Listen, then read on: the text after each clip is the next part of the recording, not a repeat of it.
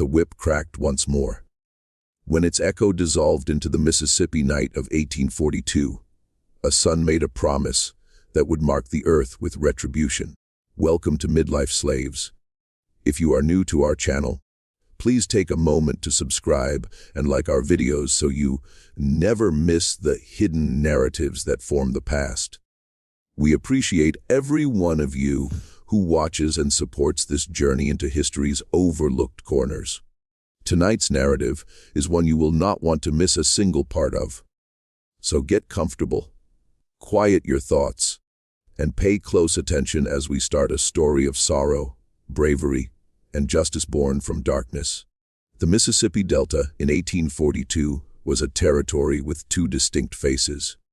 During daylight, it was an ocean of cotton extending past the horizon. White fields glowing under a brutal sun, with the sluggish brown river winding through the terrain like a quiet observer of human misery.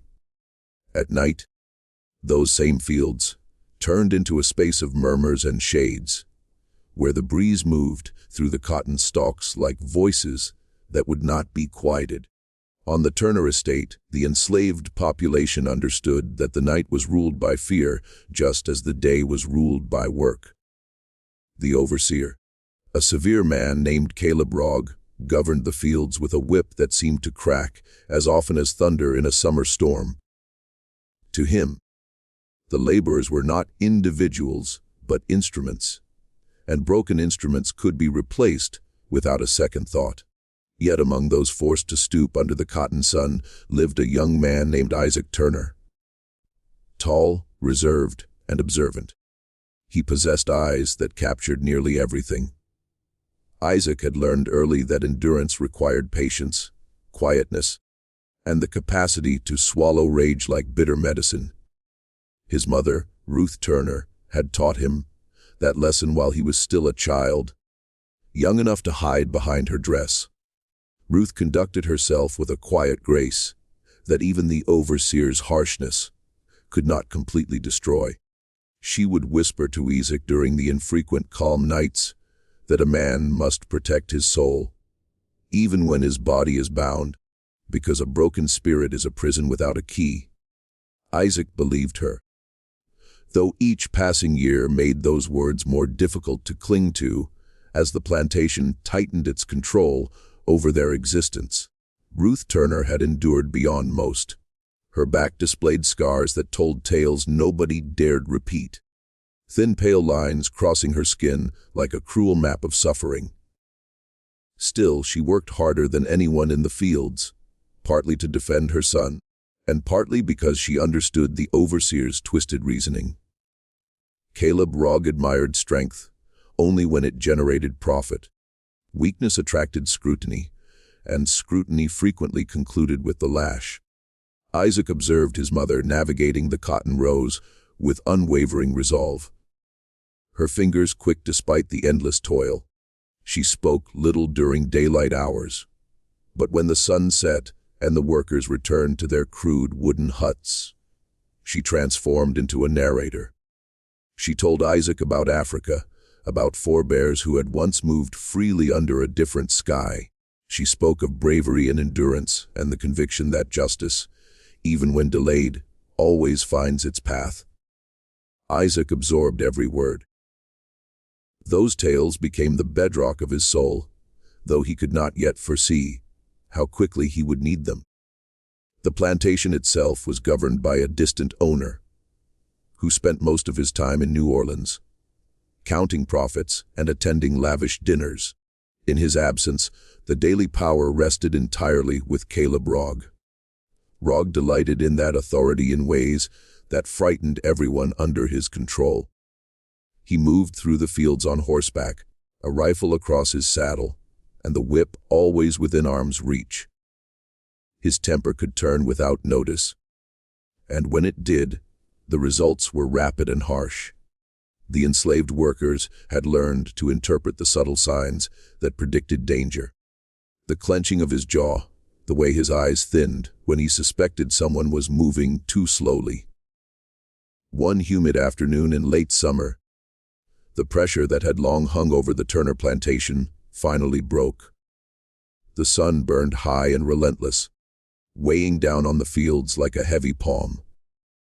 Sweat drenched the clothes of every worker as they bent and picked, their baskets gradually filling with cotton. Ruth Turner had been laboring since dawn without pause. Age and years of difficulty had started to slow her, though she resisted it with stubborn dignity. Isaac noticed her movements growing unstable as the day extended. He wanted to assist, to share some of her load, but the overseer's regulations prohibited anyone from leaving their designated row. When Caleb Rogg rode along the edge of the field that afternoon, he quickly noted Ruth's decreasing tempo. To him, it was not exhaustion or age that he perceived. It was defiance. He descended from his horse with the cold patience of a man who relished what he was about to do. The field went quiet as he approached Ruth. The only noise was the gentle stir of cotton leaves in the hot breeze. Isaac's heart began to beat so intensely, he was sure others could hear it. He knew what was coming before the whip even left Rogg's hand. The overseer accused Ruth of idleness, of wasting time that belonged to the plantation.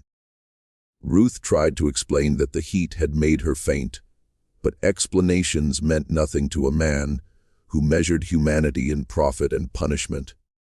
Rogg ordered her to kneel in the dirt. The workers around them lowered their heads, not out of respect, but out of fear of becoming the next victim. Isaac stood frozen as the whip cut through the air. Each blow landed with a noise that seemed to rip through the field itself. Ruth attempted to stay quiet, refusing to give the overseer the pleasure of hearing her scream. But pain has boundaries. After several lashes, her strength failed and a broken cry escaped her lips. Isaac felt something inside his chest twist and blaze. Every impulse urged him to charge forward, to place himself between his mother and the whip, but he knew that acting would only result in both of them perishing in the dust. So he stood there, gripping the cotton stalks so firmly that their stems broke in his hands. The beating continued far longer than anyone anticipated. Even some of the other workers began to shift uneasily, aware that the punishment had deepened into something darker. Finally, Ruth collapsed onto the ground, her body no longer able to withstand the assault. Caleb stepped back, breathing heavily, as if the violence itself had tired him. He ordered 2 men to pull her toward the shade near the field's edge. Isaac forced himself to stay motionless until the overseer rode away. Only then did he run to his mother's side. Her breathing was shallow, her eyes struggling to focus on his face. For a moment, she seemed to recognize him and tried to speak. The words emerged as barely a whisper. She told him to stay strong. She told him to remember his identity. Then her chest rose once more slowly before falling still. In that instant, Isaac Turner felt the ground shift beneath him. The stories of patience and endurance that had directed his life suddenly clashed with a new, dreadful truth. Some wounds demanded justice, and on that silent Mississippi evening of 1842, as the shadows of the cotton field stretched across the land, Isaac Turner started to realize that the night itself might soon hold his response. Night fell over the Turner plantation like a thick drape, dense with the sounds of insects and the slow murmur of the Mississippi River beyond the cotton fields. Inside the small wooden huts, the enslaved workers spoke in hushed voices, cautious that no careless word drifted too far into the dark. The death of Ruth Turner had unsettled everyone. Many had witnessed cruelty before, but something about that afternoon had felt different, as if the overseer had stepped beyond a line that even the brutal world of the plantation seldom acknowledged. Isaac sat alone on the rough wooden step outside his hut, his gaze fixed on the distant tree line, where the shadows gathered like silent spectators. The grief inside him was deep and heavy, yet it did not explode into reckless anger, as some might expect. Instead, It solidified into something colder and more calculated. His mother's final words repeated in his mind over and over, "Remember who you are." At first, those words sounded like a request for patience, a reminder to tolerate the world's cruelty, as she had always done. But as the hours passed, Isaac began to hear another meaning beneath them. Remember who you are.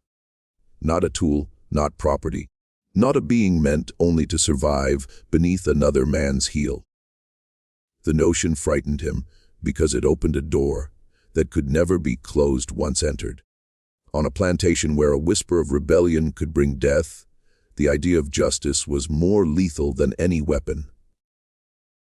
Yet Isaac could not dismiss it. When he closed his eyes, he saw the whip striking his mother's back. When he opened them, he saw the overseer's house standing on the small hill beyond the fields, its windows glowing faintly with lamplight. The plantation was quiet after midnight, but it was never truly asleep. Patrol riders sometimes passed along the dirt road, checking for anyone who might attempt escape. Dogs were kept near the barns to warn of movement in the dark. Even the wind carried sounds across the flatland with surprising clarity. Isaac knew all of this because he had spent years watching and listening. His quiet nature had allowed him to move unnoticed in ways others could not. While many of the workers survived by keeping their heads down and their thoughts hidden, Isaac had survived by studying the patterns of the plantation itself. He knew when the patrol riders usually passed the eastern road. He knew which dogs barked at every rustle and which were too lazy to rise unless something truly disturbed them. Most importantly, he knew the habits of Caleb Rogg. The overseer drank heavily most nights, usually beginning shortly after sunset. By the time the plantation fell into silence, he was often deep in his whiskey. His temper softened into a careless arrogance that made him less cautious than he believed himself to be. Isaac had noticed these things over the years without truly understanding why he remembered them. Now those details gathered in his mind, like pieces of a puzzle slowly forming an image he could no longer ignore. Revenge was a dangerous thought. Yet the more he considered it, the more it felt like a path that had been quietly waiting for him all along. For 3 days after Ruth Turner's death, Isaac said very little. He returned to the cotton fields each morning like the others, moving through the rows with steady determination. To anyone watching, he appeared unchanged, another silent worker enduring the endless labor. But inside his mind, something was shifting with careful precision. Grief sharpened his attention. Every movement of the overseer, every path taken by the patrol riders, every flicker of lamplight from the big house settled into his memory. Caleb Rogg seemed almost proud of the punishment he had delivered. He rode through the fields with his usual cruel confidence, the whip hanging loosely from his hand, as if it were an extension of his authority. Isaac avoided looking directly at him. Yet he observed everything from the corner of his eye. He noticed that Rogg often dismissed the field hands early on Saturdays after the cotton had been weighed. The overseer spent those evenings drinking alone in the small house provided for him near the edge of the plantation. Few people approached that building after dark because everyone understood the danger of disturbing him. To Isaac, that isolation began to look less like authority and more like opportunity. Still, he did not rush toward the thought. His mother had taught him patience, and even now he clung to that lesson. Revenge carried risks, not only for him, but for everyone who lived on the plantation. If he acted foolishly, others might suffer. The weight of that truth pressed heavily on his mind. Justice, if it was to come, had to be quiet and precise. On the 4th night, Isaac walked alone to the edge of the cotton fields, where a narrow path led toward the woods. It was a place the workers sometimes visited in secret to find a few moments of privacy, away from the watchful eyes of the plantation. The moon hung low above the trees, casting pale light across the land. Isaac knelt beside the soft earth and pressed his hand against the ground, feeling the faint warmth that lingered from the long summer day. For a moment, doubt crept into his thoughts. His mother had spent her life teaching him to survive in a world built on cruelty. Would she truly want him to step into violence now, risking everything she had tried to protect? The question lingered in the quiet night until another memory rose to answer it. He remembered the look in her eyes as she lay dying in the dust of the field. It was not fear he had seen there. It was sorrow mixed with something stronger, something that seemed to ask him to carry forward the dignity she had fought to keep. Isaac slowly stood and looked toward the distant glow of the overseer's house. The plan forming in his mind was no longer a wild dream born from grief. It was becoming a decision. The Mississippi night around him seemed to hold its breath as he turned back toward the cabins, already knowing that the path ahead would lead him into a darkness from which there could be no return. Part 3 will reveal how Isaac Turner begins to move through the shadows of the plantation, preparing for the night when the overseer's cruelty will finally meet its answer. The days that followed moved with the slow rhythm of plantation life. Yet beneath that familiar routine, Isaac Turner felt time tightening like a rope being pulled toward its final knot. Each sunrise brought the workers back to the cotton fields, where the endless labor continued, as if nothing had changed. Caleb Rogg rode his horse along the rows with the same cruel authority he had always carried, his whip swinging lightly from his hand, while his eyes searched for the smallest excuse to remind everyone who held power. To the outside world, the plantation appeared calm. The cotton grew thick and white beneath the Mississippi sun, and the distant river rolled steadily past the land as it had for centuries. But inside Isaac, something had shifted in a way that could not be undone. The grief that once weighed heavily on his chest had transformed into a quiet resolve. He watched the overseer carefully, studying every movement the way a hunter studies the habits of dangerous prey. Rogg's routine rarely changed. In the early mornings, he inspected the fields. By afternoon, he often retreated to the shade near the weighing shed, drinking from a tin flask while barking orders at anyone who passed too slowly. When evening came, he returned to his small house near the edge of the plantation, where the glow of lamplight soon flickered through the windows. Isaac noticed how few people went near that house after dark. Even the patrol riders usually passed along the outer road without stopping. The overseer trusted fear to guard him better than locks or companions. That trust would soon become his greatest mistake. During those long days in the field, Isaac spoke very little. Yet others began to notice the change in his silence. Old Samuel, one of the oldest men on the plantation, watched him with quiet concern. Samuel had lived long enough to recognize the look that sometimes appeared in the eyes of men who had suffered too much. One evening, as the workers returned to their cabins, Samuel slowly walked beside Isaac along the narrow dirt path. For a while, neither of them spoke. The sky above them glowed with the deep orange light of sunset, and the air carried the smell of warm soil and crushed cotton leaves. Finally, Samuel placed a gentle hand on Isaac's shoulder. He did not ask questions directly, because on a plantation, questions could be dangerous things. Instead, he spoke softly about Ruth Turner. He remembered her kindness and the strength she carried through years of hardship. Isaac listened without interrupting, though each word stirred the memory of his mother's voice, telling stories in the dim light of their cabin. When Samuel finished speaking, He studied Isaac's face for a long moment. Then he said something that lingered in the young man's mind, long after the old man walked away. Samuel said that a man must sometimes carry fire inside his heart, but he must also be careful not to let that fire burn the innocent. Isaac understood the warning. Revenge might bring justice, but if handled poorly, it could also bring suffering to those who had already endured too much. That truth settled deeply in Isaac's thoughts as he continued preparing for the night that was slowly approaching. By the end of the week, Isaac had gathered everything he believed he would need. None of the items were unusual on a plantation.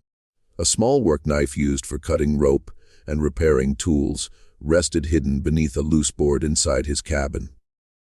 A thick cloth sack, often used to carry cotton, waited folded beside the doorway. Even the path he planned to follow had been walked many times before during ordinary nights, when workers slipped quietly toward the woods for a brief moment of freedom from the crowded cabins. Yet this time the journey would carry a different purpose. Isaac carefully chose the night for his plan. Saturday evenings were always the same on the Turner plantation. After the final cotton was weighed, the workers were dismissed slightly earlier than usual, giving them a few hours before darkness settled completely over the land. Caleb Rogg often celebrated the end of the week with heavy drinking, confident that fear and distance would keep everyone far from his door. Isaac waited patiently as that familiar Saturday arrived. The day passed slowly beneath the burning sun. The workers moved through the cotton rows, while cicadas screamed from the trees along the river bank. Isaac forced himself to maintain the same steady pace he had shown all week. Any sudden change might draw attention, and attention was the one thing he could not afford. When the final baskets were weighed, and the workers were released for the evening, he returned to his cabin with the same calm steps as everyone else. Inside, the small room felt quieter than ever before. He knelt beside the loose floorboard and retrieved the knife, turning it once in his hand before slipping it carefully into the cloth sack. Night fell slowly across the Mississippi Delta, spreading shadows over the cotton fields until the land seemed to dissolve into darkness. One by one, the lanterns inside the cabins flickered out as exhausted workers surrendered to sleep. In the distance, a dog barked once, then settled back into silence. Isaac waited until the night felt deep, and still before stepping quietly outside. The air carried the warm scent of earth and river water. Above him, the sky stretched wide and clear, scattered with stars that shimmered faintly through the humid air. For a moment, he paused, listening to the familiar sounds of the plantation. Somewhere near the barns, a horse shifted its weight. Farther away, the faint echo of laughter drifted from the overseer's house, followed by the dull clink of a bottle against a wooden table. Caleb Rogg was already drinking. Isaac adjusted the cloth sack over his shoulder and began walking toward the narrow path that led through the cotton fields. Each step felt deliberate, measured, and strangely calm. The fear that might have stopped another man seemed distant now, replaced by a steady focus that guided him forward. When he reached the edge of the field, he turned once and looked back toward the cabins. Dozens of lives slept within those rough wooden walls. People who had shared years of hardship beneath the same cruel system. Isaac understood that what he was about to do would not change the world they lived in. The chains of slavery were far larger than a single overseer. Yet sometimes justice began with one moment, one decision made in the silence of the night. With that thought settling firmly in his mind, Isaac Turner stepped into the darkness and began moving toward the house where Caleb Rogg waited, unaware that the Mississippi night was carrying vengeance straight to his door. Part 4 will continue the moment When Isaac reaches the overseer's house and the quiet tension of the night turns into a confrontation that will echo across the plantation. The path that led from the cotton fields to the overseer's house wound through a thin stretch of trees that stood like silent guards between the labor of the fields and the authority of the plantation. Isaac Turner moved carefully beneath their branches, his footsteps light against the soft earth.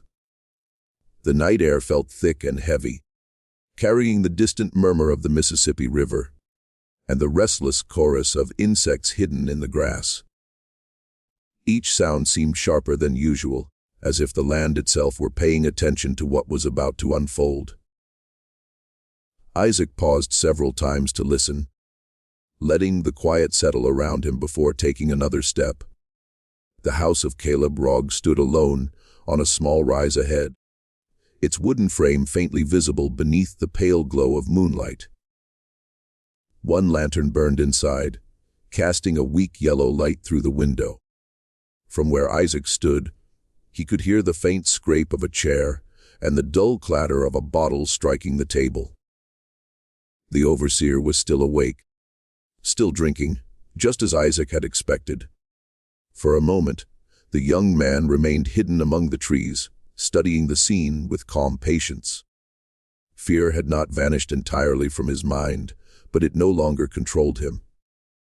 What he felt instead was a deep, steady certainty that the path he had chosen could not be abandoned. Now the memory of his mother's final breath moved through his thoughts like a quiet voice guiding him forward. Isaac stepped from the cover of the trees and began crossing the open ground that led toward the house. The grass brushed softly against his legs, while the cloth sack hung quietly at his side. Every movement was slow and deliberate. The lantern light flickered across the window as he approached, revealing the rough outline of Caleb Rogg seated inside at a wooden table. The overseer's hat lay tossed carelessly beside an empty bottle, and another half-filled bottle rested in his hand. Rogg appeared relaxed, perhaps even pleased with himself, as if the world beyond his door contained nothing capable of threatening him. Isaac stopped a few steps from the porch and listened again. The plantation behind him remained silent. No patrol riders passed along the road. No dogs barked in warning. The night felt strangely still, like the moment before a storm breaks across the sky. Slowly, Isaac climbed the short wooden steps that led to the door. The boards creaked faintly beneath his weight, but the sound was swallowed by the noise of the overseer shifting his chair inside. Isaac reached for the handle and pushed the door open just enough to step through. The warm glow of the lantern spilled across the room, revealing Rogg seated with his back partly turned. The smell of whiskey hung heavy in the air. For several seconds, the overseer did not even notice that someone had entered his house. Then, the door creaked softly as it closed behind Isaac, and Rogg turned his head with a slow, irritated motion. Caleb Rogg stared at the young man standing in his doorway, confusion spreading across his face before anger quickly replaced it. The overseer's eyes narrowed as he struggled to focus through the haze of drink. He demanded to know why an enslaved worker had dared to step inside his home at this hour. Isaac did not answer immediately. He stood quietly, his expression calm, yet filled with something deeper than simple defiance. The lantern light revealed the steady intensity in his eyes, a look that made the overseer shift uneasily in his chair. Rogg began to rise, reaching toward the whip that hung from a nail beside the wall. He started to speak again, his voice thick with drunken authority. But Isaac stepped forward before the words could finish leaving his mouth. The cloth sack dropped softly to the floor as Isaac's hand closed around the small knife hidden within it. The moment seemed to stretch endlessly, each movement unfolding with quiet precision. Rogg realized what was happening only when Isaac stood directly before him. The overseer tried to reach for the whip, but the drink had slowed his reactions, and the distance between them had already vanished. Isaac spoke then, his voice low and steady. He told Rog that the woman who died in the field had a name. Her name was Ruth Turner. For a brief second, something like recognition flickered across the overseer's face, followed quickly by fear. The fear came too late. The struggle itself lasted only moments. The room filled with the sound of overturned furniture and the sharp crash of the lantern striking the table. Rog attempted to fight back, his strength fueled by desperation. But Isaac moved with the focused determination of a man who had carried this moment in his mind for days. When the struggle ended, the room fell silent, except for the faint crackle of the lantern flame and the heavy breathing of the young man standing beside the table. Caleb Rog lay motionless on the floor, his authority and cruelty finally stripped away by the same darkness he had used to rule others. Isaac remained still for several seconds, staring down at the overseer as the reality of what had happened settled slowly into his thoughts. The act had not brought the surge of triumph some might expect. Instead, it carried a quiet weight, a mixture of sorrow and finality that seemed to echo through the small, wooden room. He thought of his mother again, of the stories she had told beneath the dim lantern light of their cabin. He wondered what she might say if she could see him now. Outside, the night remained calm and silent, unaware that the balance of power on the Turner plantation had shifted in a single violent moment. Isaac bent down, retrieved the cloth sack, and wiped the blade carefully before placing it back inside. Then he turned toward the door and stepped once more into the Mississippi night. Behind him, the lantern flickered uncertainly, casting long shadows across the walls, as if the house itself were struggling to understand the justice that had just been delivered. Part 5 will reveal how the plantation awakens to the shocking discovery of the overseer's death, and how Isaac Turner's actions begin to ripple through the lives of everyone who lived under that brutal system. Dawn crept slowly across the Mississippi Delta the next morning, spreading pale light over the endless cotton fields, as if nothing unusual had happened during the night. The river rolled quietly in the distance, and a thin layer of mist drifted above the low ground near the water. On most mornings, the plantation awakened to the same familiar rhythm. Roosters crowed near the barns, horses shifted restlessly in their stalls, and the workers emerged from their cabins with tired eyes as another day of labor waited for them. Yet on this morning, something felt different. Even before anyone spoke a word, a strange stillness hung over the land. The kind of silence that arrives before people understand the reason for their unease. Isaac Turner stepped out of his cabin with the others, his face calm and unreadable. He had slept very little, though his body showed no sign of the long night behind him. The sky above the plantation glowed with the soft colors of early sunrise, while the cabin slowly filled with the quiet murmurs of waking voices. For several minutes, everything appeared normal.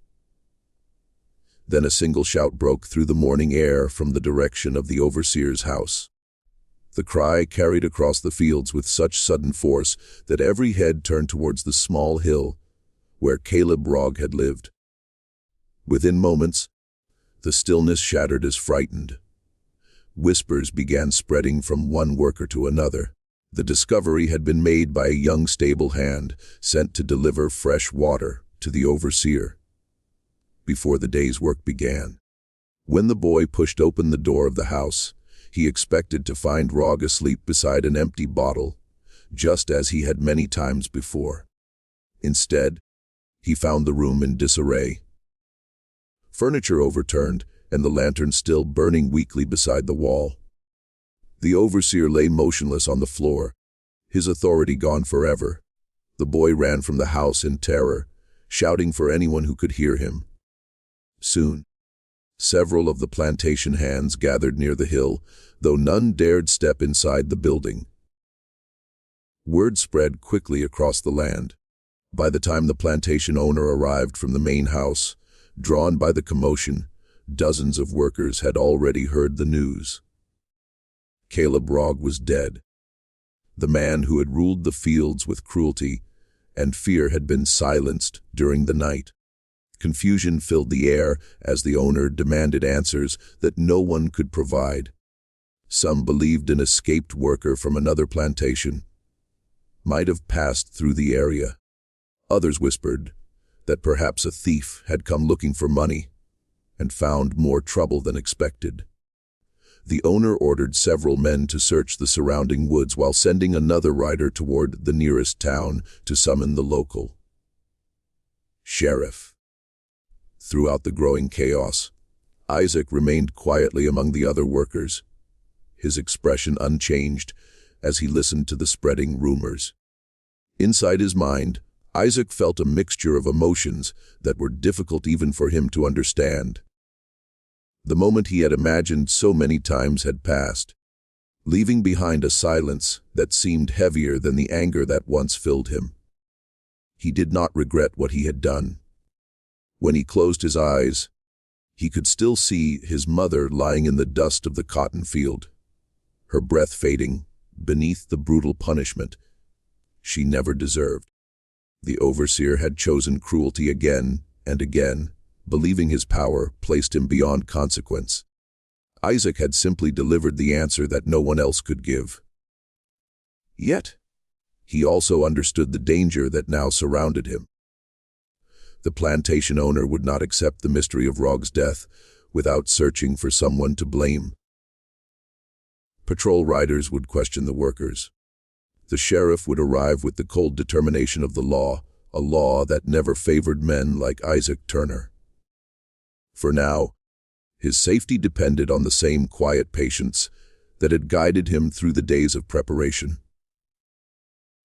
He kept his voice calm when others spoke around him.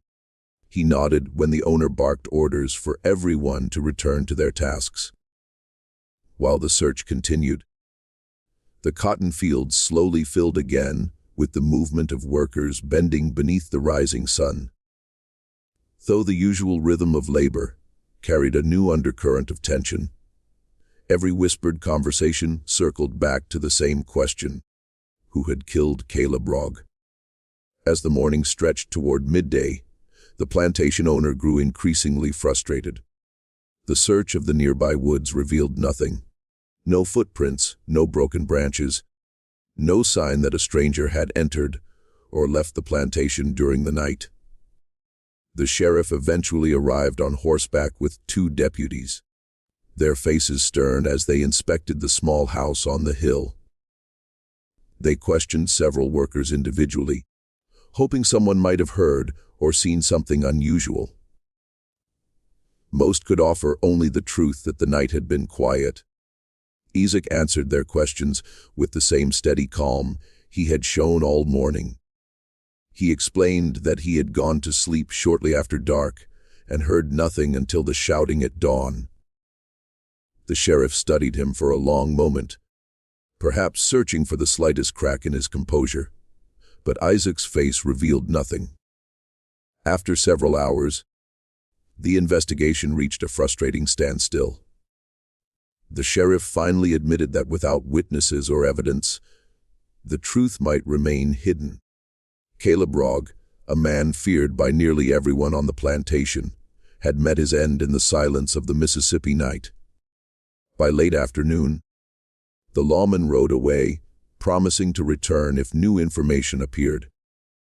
The owner ordered the workers back to their cabins, clearly shaken by the realization that even his overseer had not been untouchable. That evening, the plantation felt strangely different. The sun dipped below the horizon and shadows stretched across the cotton fields once more. But the usual fear that accompanied the overseer's presence had vanished. The cabins filled with quiet conversation as workers tried to make sense of what had happened. Some spoke cautiously of justice, though no one dared say the word too loudly. Others simply sat in thoughtful silence, feeling that an invisible weight had lifted from their lives, even if the chains of slavery still remained. Isaac sat alone outside his cabin, watching the sky darken above the land. The stars slowly appeared one by one, bright against the warm southern night. He knew that the world beyond the plantation had not changed.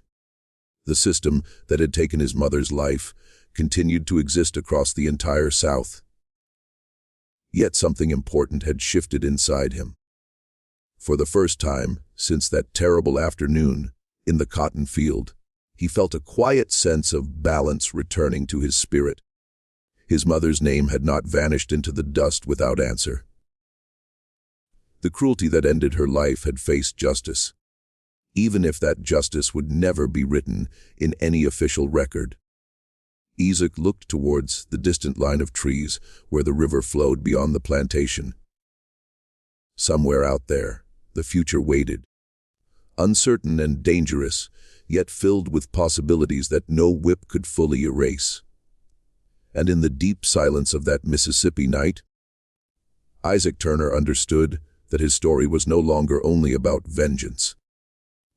It had become a reminder that even in the darkest corners of history, the human spirit could still rise and demand to be remembered. After the death of Caleb Rogg, the Turner plantation did not return to the same cruel rhythm it had known before.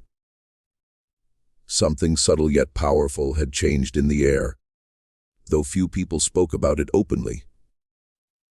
Fear had once moved through the fields like an invisible master, guiding every step and every breath. Now that fear seemed uncertain, as if it had lost the voice that once shouted orders from horseback. The plantation owner struggled to restore control, bringing in a temporary overseer from a nearby estate. This new man, called Thomas Bell, arrived with a cautious manner very different from Rogg's violent arrogance. Word of what had happened spread quietly across the county. No one knew exactly how the overseer had died, but the mystery itself carried a warning. Men who ruled with the whip began to understand that their authority did not make them untouchable. Bell chose a careful approach during his first days on the plantation. He rode the fields with watchful eyes, but rarely lifted his voice. When workers slowed under the heavy sun, he shouted orders. Yet the crack of a whip was no longer heard echoing across the cotton rows. Some believed Bell feared meeting the same fate as the man before him. Others believed he simply understood that brutality often planted the seeds of its own destruction. Isaac Turner noticed the difference immediately. The field still demanded endless labor. Yet the air no longer carried the same sharp edge of terror that had once followed every movement of Caleb Rogg. Among the workers, the story of the mysterious night began to grow in quiet whispers. No one claimed to know the truth, yet many carried their own private guesses. Old Samuel sat outside the cabins in the evening light, listening carefully to the conversations that drifted through the warm Mississippi air. More than once, his thoughtful eyes rested briefly on Isaac before turning away again. Samuel never asked questions. Instead, he continued sharing the kind of quiet wisdom that had helped many younger workers survive difficult years. One evening, he spoke about justice in a way that caught everyone's attention. He said that sometimes history moved slowly like the Mississippi River, carving its path through the land one patient year at a time. But other times history changed in a single moment, when someone decided that enough suffering had already passed. The workers listened in thoughtful silence. No one mentioned Caleb Rogg's name, yet everyone understood the meaning hidden beneath Samuel's words. Isaac remained seated near the doorway of his cabin, watching the fireflies drift above the dark grass while the old man spoke. Inside his chest, he felt a quiet mixture of pride and sadness. The vengeance he had carried out would never appear in books or official records. Yet within the memory of the people who lived there, the truth would continue to move quietly from one voice to another. As the months passed, the plantation entered a strange period of uneasy calm. The cotton harvest continued beneath the same relentless sun, and the workers still faced the harsh reality of bondage that controlled their lives. Yet the shadow that once followed the overseer's footsteps had vanished. Thomas Bell ruled the fields with strict discipline, but rarely crossed the line into cruelty. The plantation owner seemed determined to avoid another scandal that might attract the attention of authorities from the nearby towns. Slowly, the workers began to notice small differences in their daily lives. Breaks beneath the shade of the trees lasted a little longer. Punishments became less frequent. Even the patrol riders who passed along the road seemed less eager to challenge every movement they saw in the fields. Isaac observed these changes carefully. He knew that one man's death had not destroyed the system of slavery that held them captive. Yet it had revealed something powerful about the nature of fear and authority. When cruelty ruled without question, it appeared unstoppable. But when someone challenged that cruelty, even in secret, the illusion of absolute power began to crack. The story of the mysterious night traveled quietly beyond the plantation, carried by wagon drivers, traders, and farm hands who passed through the region. With every retelling, the legend grew slightly larger, until some spoke of a ghost-like avenger who punished wicked overseers beneath the cover of darkness. Isaac himself never corrected those stories. He allowed the rumors to move through the countryside like drifting smoke. The truth belonged to him alone, along with the memory of his mother's final words. Sometimes he walked to the edge of the cotton fields at sunset and watched the river reflecting the fading light of the sky. In those quiet moments, he thought about the life Ruth Turner might have lived if the world had been different. He imagined her laughter echoing through a home where no whip could ever reach her. Though those dreams could never come true, they strengthened his determination to carry her memory forward. Every act of quiet resistance, every moment of dignity shown by the workers in the fields felt like a small victory against the cruelty that had taken her life. Isaac understood that his own path would continue beneath the shadow of danger. If the truth of that night were ever discovered, the consequences would be swift and unforgiving. Yet he also knew that the act had changed him forever. He was no longer simply a man struggling to endure the world placed upon his shoulders. He had become a reminder that even in the darkest chapters of history, the human spirit could still rise and answer injustice with courage. Part 7 will bring the final reflection on Isaac Turner's legacy and the lessons that stories like his leave for future generations. Years passed across the Mississippi Delta, the way seasons always do, quietly and steadily, carrying the lives of countless people forward, whether they wished it or not. The cotton fields continued to stretch across the land, glowing white beneath the sun each harvest season, while the slow river rolled beside them like a witness to every story written in that soil. On the Turner plantation, the memory of Caleb Rogg's death slowly faded from open conversation. Yet, it never completely disappeared. Stories have a way of surviving in whispers, long after the people involved are gone. New workers arrived, some born into the system, others brought from distant places, and with time they began hearing the quiet legend about a night when justice walked silently across the fields. No one could say exactly who had done it. Some believed the overseer had enemies beyond the plantation. Others believed the land itself had answered his cruelty. But among the older workers, the truth moved quietly from one careful voice to another. Old Samuel continued sharing his wisdom beneath the evening sky until age finally carried him beyond the hardships of the world he had endured before his final days. He once told a small circle of listeners that justice sometimes travels through human hands when the world refuses to deliver it on its own. Isaac Turner heard those words from a distance and understood the weight behind them. For Isaac himself, life remained a careful balance between survival and quiet purpose. He continued working the fields like everyone else, rising before sunrise and returning to his cabin when darkness settled over the land.